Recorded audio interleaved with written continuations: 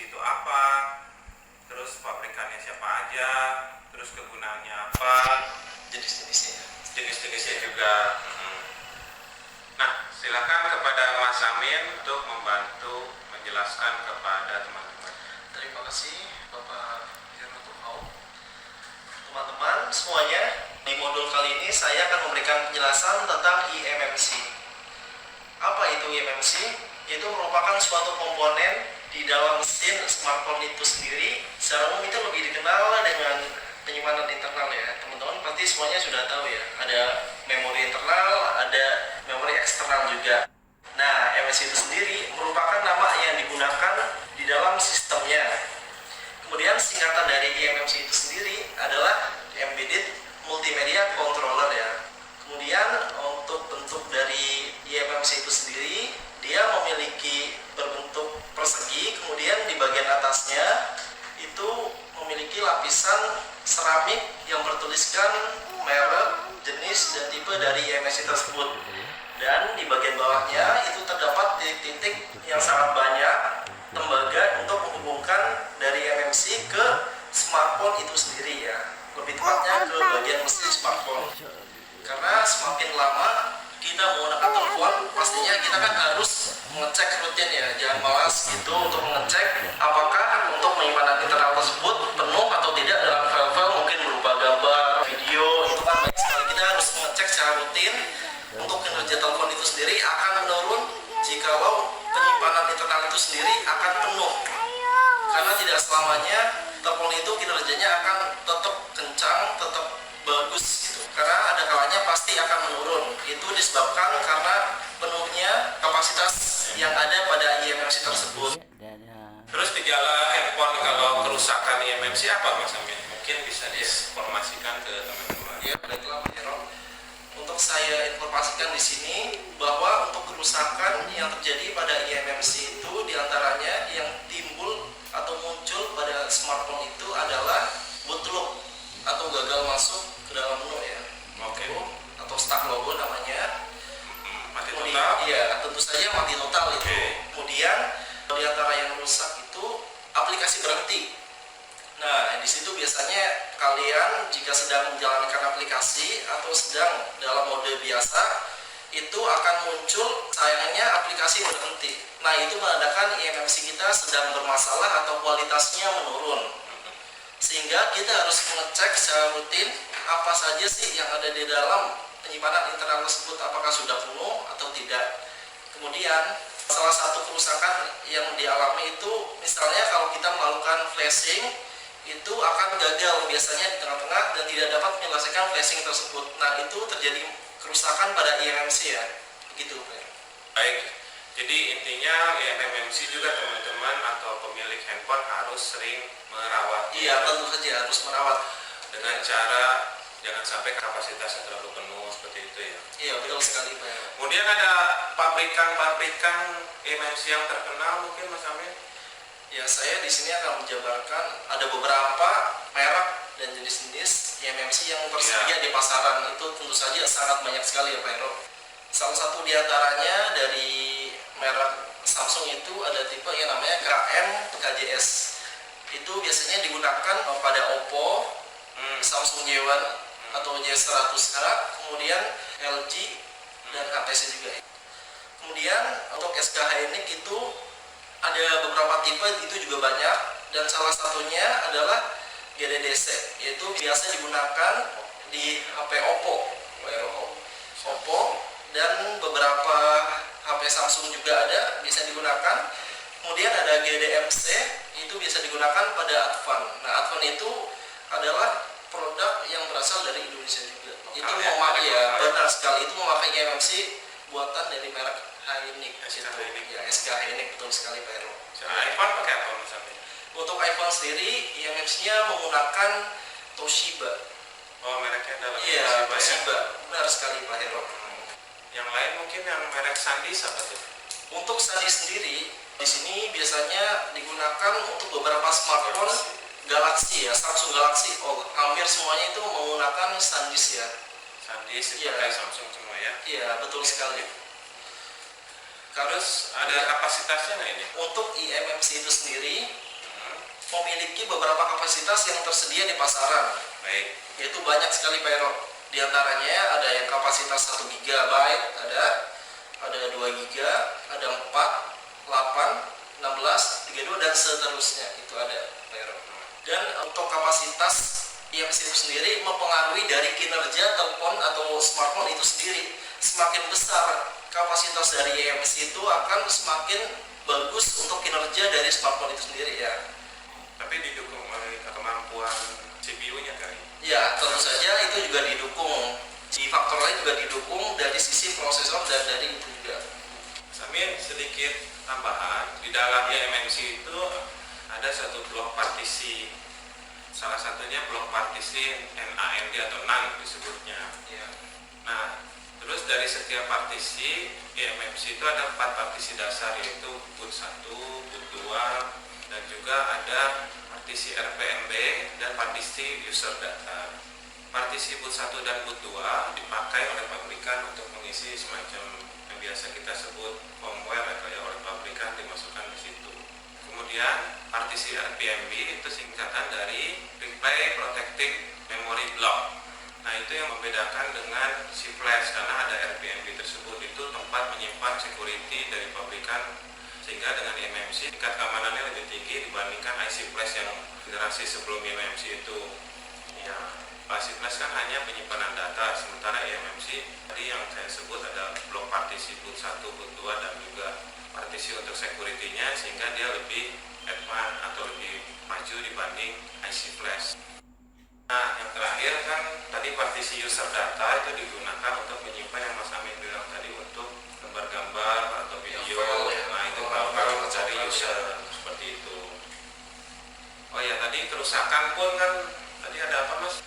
Ya, di antaranya ada bootloop, terus mati total, ada hang juga bisa, ya, terus gagal wipe data juga ada, kemudian sayang aplikasi berhenti juga ada Pak. Ya, itu benar, semua contoh-contoh dari kerusakan eMMC. Nah, untuk memperbaikinya ada beberapa tools untuk memperbaiki eMMC yang rusak, ialah dengan mempergunakan box flasher. Jadi ada beberapa jenis box flasher eMMC tersebut.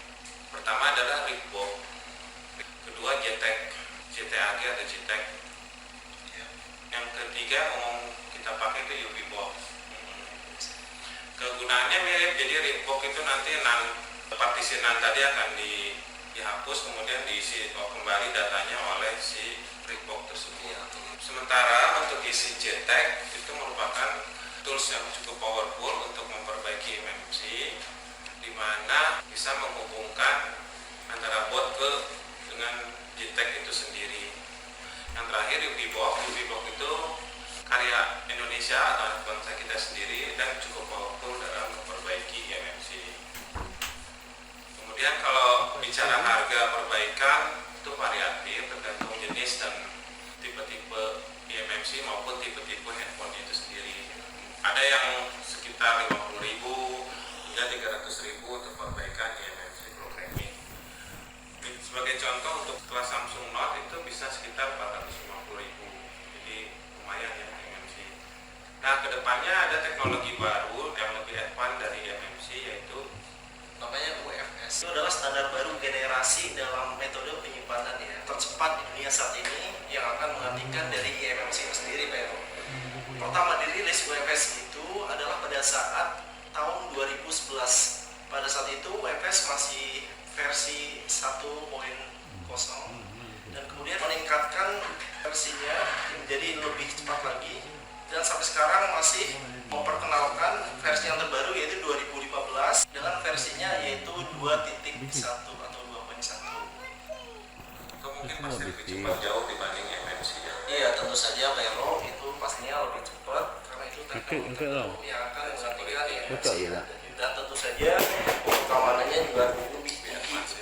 Iya. Cuman kenapa sekarang kita mau belajarnya eMMC? Karena banyak digunakan, Banyak ya. Iya, masih banyak populasinya cukup digunakan. banyak. Bisa. Jadi nilai bisnisnya Iya. lebih besar. Nilai bisnisnya Peluang lebih yang besar. besar lebih Betul banyak. sekali. Tentunya kalau eMMC bisa, UFS juga pasti bisa ya. Ya, ya, dan di sini juga saya akan memberikan sedikit penjelasan ya hal apa sih yang akan dilakukan jika handphone mengalami kerusakan pada eMMC Pak Heru. Di sini penanganan utama yang akan kita lakukan yaitu misalnya kita harus mengecek terlebih dahulu untuk file-filenya kira-kira memenuhi penyimpanan internal atau tidak. Nah, setelah itu kita akan menghapus file-file yang mungkin tidak perlu, misalnya kayak gambar, video. Kemudian, tapi setelah tidak menyelesaikan masalah itu sendiri, kita lakukan wiping data atau reset ya. Dan sebelumnya harus di backup terlebih dahulu teman-teman ya, biar datanya tidak hilang. Kemudian setelah kita melakukan reset, tapi tetap tidak bisa menyelesaikan masalah itu, kita akan melakukan namanya flashing. Kemudian kita harus menyelesaikan flashing dari 0% sampai 100% sesuai dengan firmware dan driver smartphone itu sendiri. Harus sesuai ya Pak Hero ya. Jika tidak sesuai, kemungkinan akan mengakibatkan kerusakan pada telepon itu sendiri. Nah, jika kalian sudah sesuai, kalian bisa mempraktekannya sendiri dan bisa memflashing handphone kalian yang terindikasi terkena kerusakan pada eMMC. Akan tetapi setelah kita melakukan flashing dan kemudian tetap tidak berhasil dan tetap sama atau malah mati total, kemungkinan besar yang terjadi kerusakan ada pada hardware-nya eMMC, yaitu solusinya adalah menggantinya untuk melakukan reparasi. Itu Pak Hero. Ya, itu segala tips saja buat teman-teman yang mungkin mengalami kerusakan yang terindikasi pada eMMC ya gitu. Ya. Terima kasih Mas Amin. Ya, sama-sama Pak Hero. Oke, kita menurut saya cukup untuk mengenai eMMC ini. Sekarang kita akan ke modul selanjutnya untuk bagaimana sih mencabut atau mengganti dan merepair eMMC tersebut. Terima kasih teman-teman, salam repair.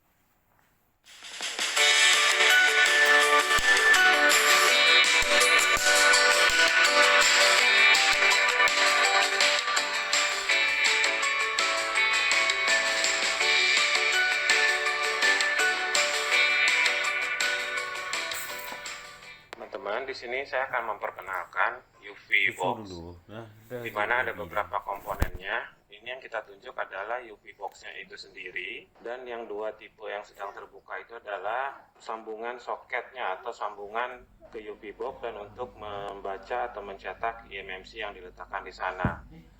Tipe untuk eMMC 153 dan 162, umumnya ini untuk tipe-tipe lama teman-teman, jadi IC eMMC yang lama.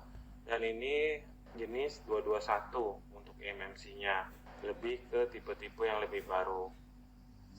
Ini kalau kita tekan keluar seperti jarum teman-teman, itu gunanya untuk akses dari alat ini ke eMMC. Dan ini alat untuk mencetak bulatan timah, bola-bola timah ke eMMC. Jadi misalnya untuk BG221 kita cari cetakan untuk kaki-kaki tipe BG221. Untuk 162 kita cari cetakan kaki BG162 seperti itu. Yang umum digunakan saat ini memang hanya BG221 dan 254 juga ada. Untuk seri 1 itu sendiri umumnya yang lama dan sudah tidak terlalu banyak dipakai. Jadi UV box ada kabelnya juga, itu kabel koneksi untuk ke komputer. Sedangkan dari soket boxnya sendiri ke UV box tinggal colok koneksi dari soket box ke UV boxnya. Ya, jadi ini alat sangat berguna sekali. Masang box UV.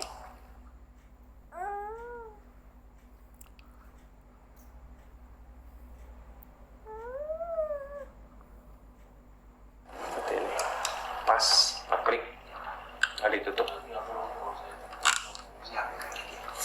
Oke. Teman-teman, sekarang saya akan mencoba men-share atau membagikan bagaimana saya menginstall eMMC programming dalam hal ini UV box ke perangkat komputer atau laptop saya. Pertama kita hubungkan dulu USB ke USB komputer. Kita bisa cek nanti di device manager. Langkah pertama di device manager kita lihat apakah USB dari UV box ini dikenal atau tidak. Kita klik device manager. Di sini kita lihat ada beberapa perangkat yang dikontrol oleh laptop ini.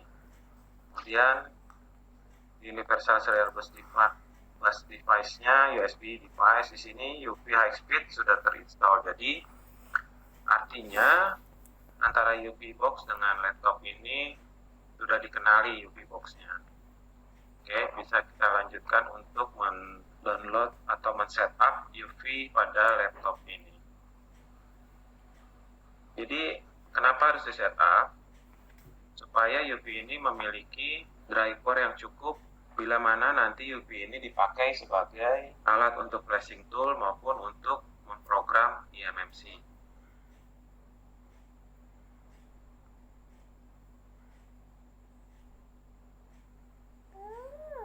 Prosesnya masih berjalan. Welcome to the UV Setup Wizard ini. Kita klik UV Box, next. UV Device Driver, dan Android Device Drivernya semua kita klik. Ya, jadi kita akan install semua ke keseluruhan driver ini ke dalam komputer atau laptop ini. Oke, kita tunggu untuk proses penginstalasi atau pemasangan program UV pada laptop ini. Kegunaan UV sendiri saya ulangi lagi, ada untuk sebagai eMMC toolbox, untuk Android toolbox atau programming atau flashing, bisa juga sebagai chip eMMC programming. Jadi bisa mengisi software ke dalam eMMC tersebut. Ini akan memakan waktu kurang lebih 10 sampai 15 menit bila tidak ada kesalahan atau error pada proses instalasi ini. Dan next, ini device driver installation-nya, berarti beberapa driver akan mulai dimasukkan. Prosesnya memang cukup lama. Oke, ini device update-nya. Nanti setelah itu ada dongle drivernya. Rocky 2000 driver, udah. Nanti ada driver lagi dari Android. Jadi nanti bila mana UV box ini di-connect ke misalnya salah satu brand Android yaitu Asus, itu udah dikenalin. Juga untuk perangkat yang nanti berhubungan dengan Intel, prosesornya itu juga akan dikenali. Jadi kita install semua seluruh driver ke laptop ini ya teman-teman. Ada Intel yang connect, jadi bisa dilanjutkan proses penginstalasian drivernya. Tunggu lagi. Tunggu sebentar sampai selesai.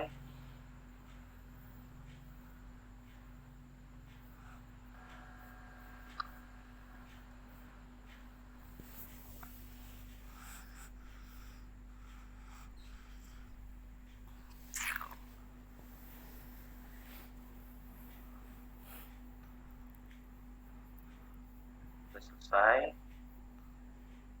kemudian in license-nya kita next lagi.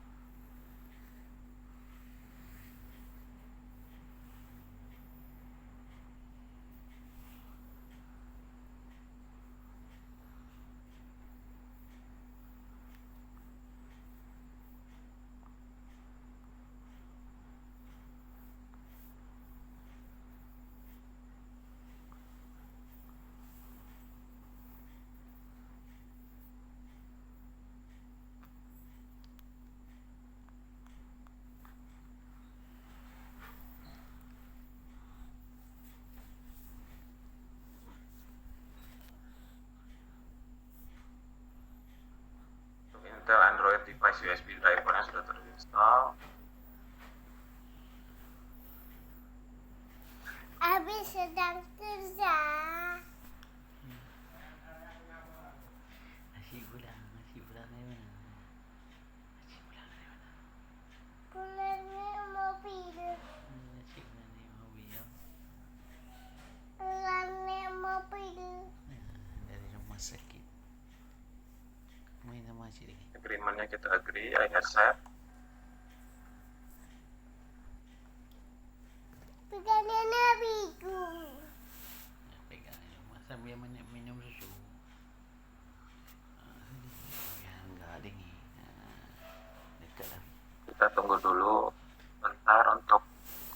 penginstalan Qualcomm USB drivers ini. Ini satu, Oh, buat sini lagi. ini tiga, Mulai install untuk Qualcomm USB driversnya. enam, tujuh, Adalah sebik. Kita install Kasih ini. the device software di laptop Dia ini. dah belum bubuk sih. OS kami menggunakan Windows di sini ya. Teman-teman sebaiknya menggunakan Windows 10 karena lebih banyak driver yang sudah terupdate di Windows tersebut dibandingkan Windows versi sebelumnya, misalnya Windows 7 atau Windows XP, Vista, lebih baik Windows 10.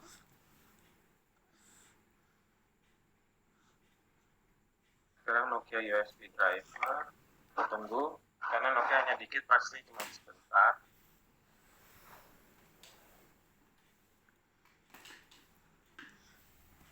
Ini bubuk nama Abi. Oh, dah kosong tu, dah habis. Oh, ini cucu aja.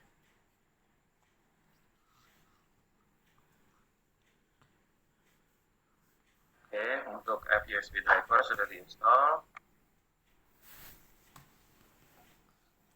Itu simpan. Pastikan kondisi USB port juga berfungsi baik, kalau enggak akan ada kegagalan. Jadi selama instalasi, box UV biasanya menyala merah atau biru bergantian. Pokoknya ada lampu yang menyala. Kalau nggak menyala biasanya ada masalah. Ini ada keterangan web page dari UV ada di mana, support kemana. Oke, tinggal finish. Jadi prosesnya teman-teman sudah selesai untuk install UV box di komputer ini. Ini ada icon seperti ini. Berarti UV-nya sudah terinstall dengan baik. Nanti kita akan gunakan untuk eMMC programming-nya. Sekarang kita akan mencoba untuk mempergunakan UV Toolbox ini untuk read dan write data yang ada di eMMC tipe 221 ini, besar 32 GB. Kita pasangkan eMMC-nya di sini. Di sini ada titik di kiri, ada lingkaran atau titik di kiri bawah, disesuaikan dengan lingkaran ada di kiri bawah. Nanti kaki-kakinya akan menyesuaikan. Teman-teman nanti akan berasa di sini waktu masang tuh ada semacam tidak bisa bergeser.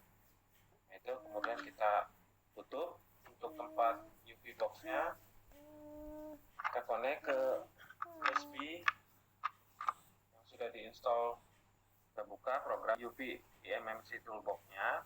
Tunggu sebentar. Nanti akan dia setelah setup akan masuk ke menunya. Seperti ini menu yang akan terlihat. Dia akan membaca tipe dari eMMC ini apa. Kita bisa identify.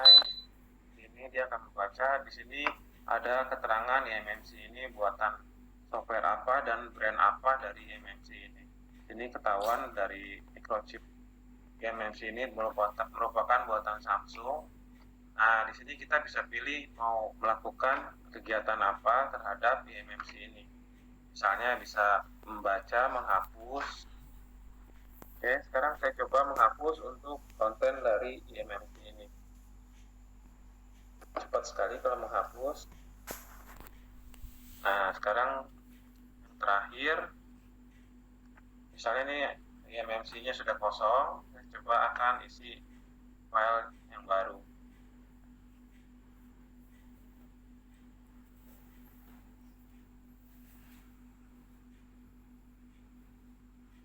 Sudah kita write, factory erase, jadi ini hampir 32 GB dia hapus. Sudah selesai. Berarti ini data kalau di read, ini kosong, tidak ada data lagi. Kalau kita mau isi eMMC dengan program, maka menggunakan write lagi di sini. Oke, jadi eMMC ini berguna bila teman-teman memiliki eMMC yang rusak, kemudian kita ngambil data dari eMMC yang bagus dan di write ke eMMC pengganti yang rusak tersebut.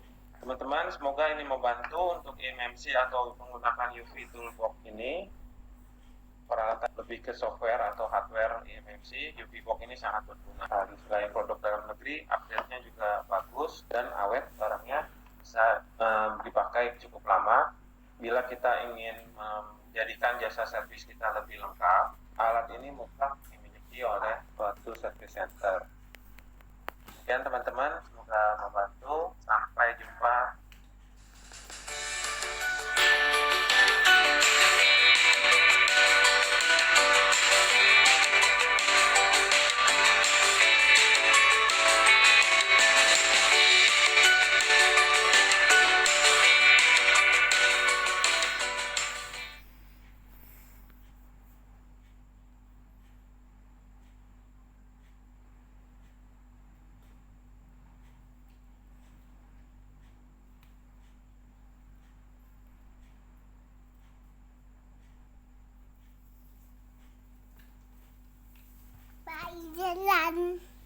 Pak jalan sepi main gunung.